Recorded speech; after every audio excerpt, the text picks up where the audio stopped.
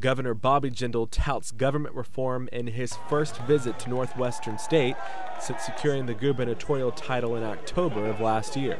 In a town hall meeting Monday, Jindal reassured students and faculty that he was living up to his promise made 1 year ago. That is, to clean up dirty politics in a state plagued by years of government scandal and corruption. LSU and Forbes did separate studies. They said the number one thing we could do to create jobs was to crack down on corruption. As long as people think who you know is more important than what you know, they're not going to want to do business in our state. The Center for Public Integrity ranked Louisiana 43rd worst in the country. They redid their calculations in the spring.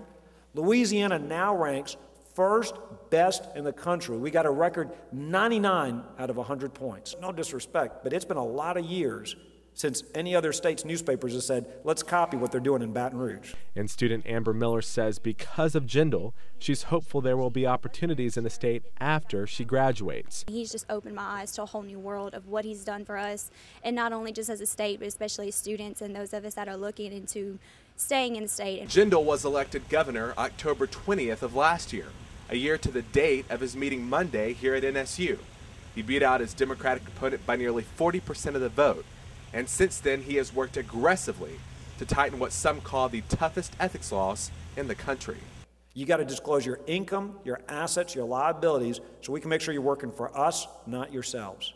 We had dozens of people resign from appointed boards because they didn't want to disclose. Just last week, an extra $865 million left over from last year's budget was outlined to lawmakers in Baton Rouge. While Jindal says some of the money will go toward higher education, hurricane recovery tops the list of priorities. So before we spend any surplus, we need to work with the federal government to address the recovery issues.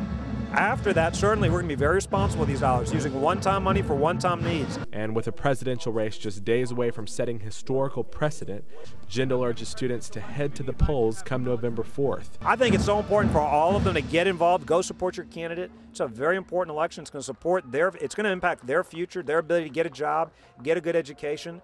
Whoever you're supporting, Senator Obama or Senator McCain. For NSU22 News, I'm Garrett Harlan.